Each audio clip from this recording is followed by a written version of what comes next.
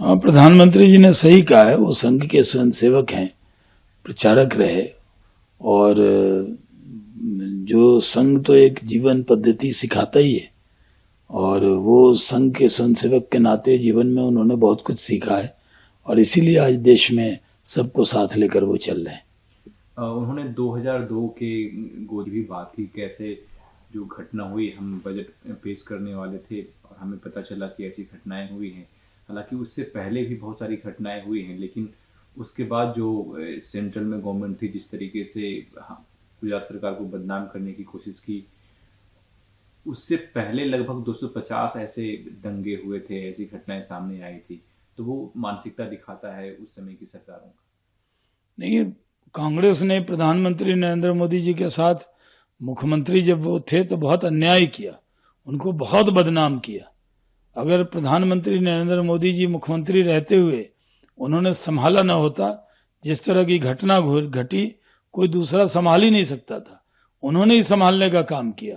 तो नरेंद्र मोदी जी को जिस तरह साजिश के तहत कांग्रेस ने बदनाम किया, पूरे इकोसिस्टम ने बदनाम किया, लेकिन क्योंकि वो न्याय और सत्य परेशान हो सकता है, पराजित नहीं हो सकता, तो वो परेशान हो जरूर किया कांग्रेस ने, लेकिन विजेता होकर नरेंद्र मोदी जी निकले, और पूरा देश जानता है कि उन्होंने गुजरात को संभालने का काम किया।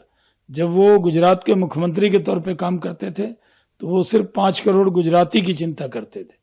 उनके लिए जात धर्म मजहब कुछ नहीं था, वो जो गुजराती है उसकी चिंता करना, गुजरात को आगे बढ़ाना, यही काम उन्होंने किया है।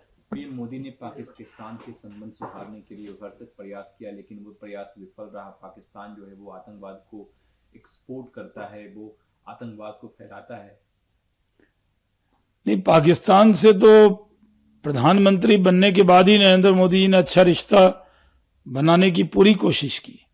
वो खुद पाकिस्तान भी गए जी। उन्होंने नवाज शरीफ को अपने शपथ ग्रहण समारोह में भी बुलाया, लेकिन उसके बदले में पाकिस्तान ने क्या पड़ोसा? सिर्फ आतंकवाद। तो जब आतंक और रिश्ता दोनों एक साथ नहीं चल सकता, आतंकवाद से जब तक पाकिस्तान तौबा नहीं करेगा, कोई रिश्ता भारत नहीं रखेगा। ये प्रधानमंत्री जी ने स्पष्ट संदेश दिया है। उन्होंने एक बात भी कही, उन्होंने कहा पॉडकास्ट की, जो पॉडकास्ट कर रहे थे उनको, कि मैं पिछले 45 घंटों से कुछ उपवास कर रहा हूँ, लगभग 2 दिन हो गए, मैं सिर्फ पानी ही पी रहा हूँ। यह मैंने इसलिए किया ताकि मैं आपसे आध्यात्मिक रूप से बात कर सकूं। आध्यात्मिक व्यक्ति तो हैं प्रधानमंत्री जी, और अध्यात्म ही उनकी बड़ी ताकत है, और अध्यात्म के रास्ते पर चलकर ही वो देश को आगे बढ़ा रहे हैं।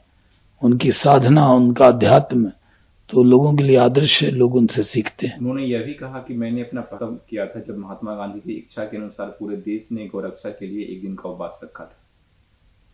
हाँ, वो नवरात्रि का भी उपवास वो रखते हैं शुरू से जी, और पहला उपवास उन्होंने तब रखा जब गौरक्षा। अगर आप ये वीडियो YouTube पर देख रहे हैं तो हमारे चैनल को सब्सक्राइब करें और बेल आइकन को दबाना ना भूलें। अगर आप Facebook पर ये वीडियो देख रहे हैं तो हमारे पेज को लाइक करें।